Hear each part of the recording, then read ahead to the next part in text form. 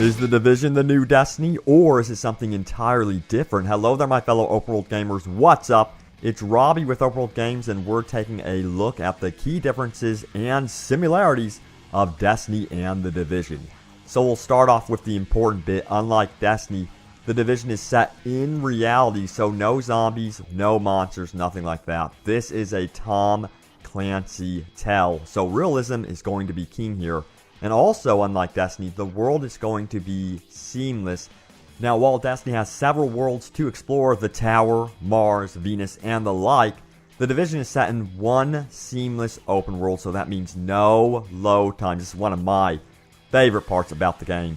So if you want to hop into a co-op match, you can do that without the load times. How about some PvP in the Dark Zone, which is going to be located in the center of the map? There are no load times to access the PvP.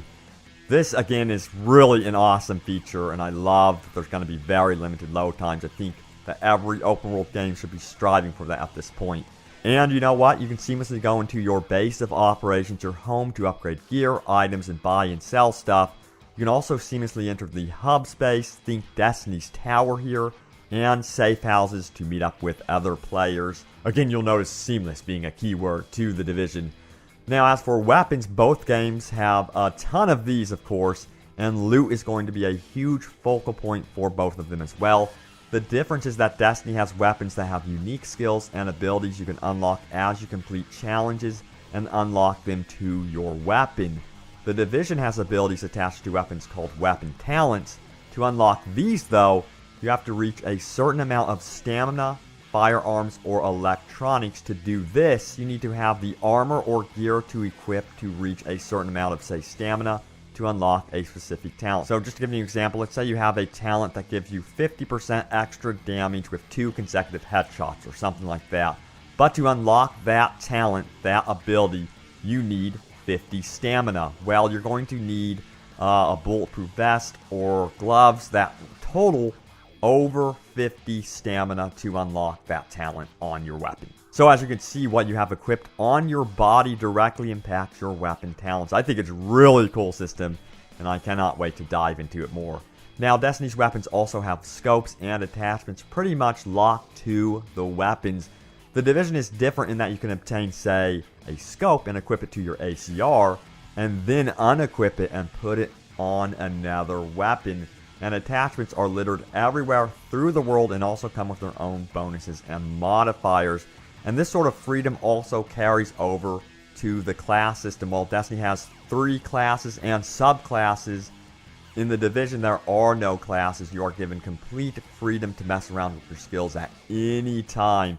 So if you want a really good CQC build, you could change that on the fly before entering a building.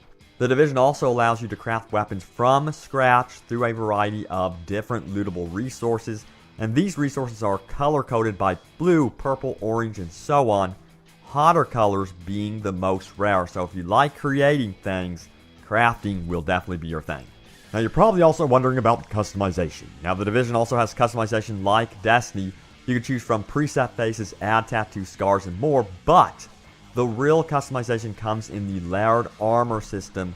Armor carries all of your stats and modifiers, but clothing, the stuff that can go over your armor that you really do see, have no stats. That's because the devs want you to keep the clothing you like instead of being forced to wear, say, a level 50 armor piece, which would make everyone look very similar at the end of the game. That's not going to be the case in The Division. Now let's talk about the RPG system in The Division. There are going to be 2 ranks in The Division as compared to Destiny.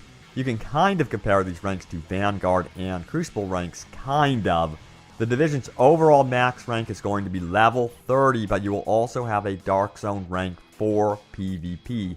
Now the Dark Zone overall rank is now rumored, and that's a really key word, is that this is still a rumor. I'm going to really confirm this, but it seems to be true that the Dark Zone rank is going to be level 99, but it fluctuates. So if you die as a rogue agent in the Dark Zone, that is the seamless PvP space in the center of Manhattan, your rank will go down. This rank is important to accessing Dark Zone vendors, loot boxes, and weapons specific to the PvP experience. So if you want those awesome items, you're going to want to stay at a high rank. And by the way, unlike Destiny, The Division allows you to betray players once you enter the Dark Zone space.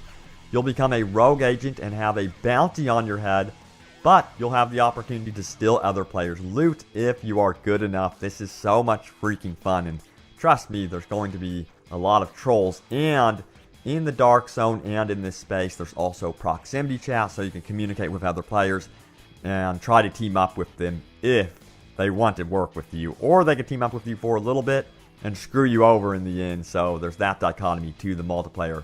Now in the dark zone, you have contaminated loot, and the only way to get it out is to extract it via helicopter. You call that in, and your loot can safely be extracted to your base of operations and cleaned. Then you can go back to your base of operations and obtain your awesome loot.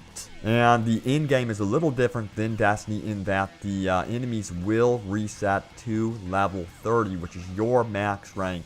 So you can have a challenge at the end game, and they expect it to be very challenging to hardcore players.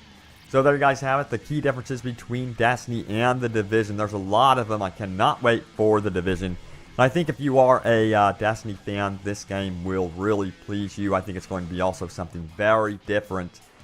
Stay tuned here to Open World Games for more Tom Clancy The Division and more Open World gaming goodness. And I will see you guys soon enough in Mid-Crisis, New York City. See you guys then.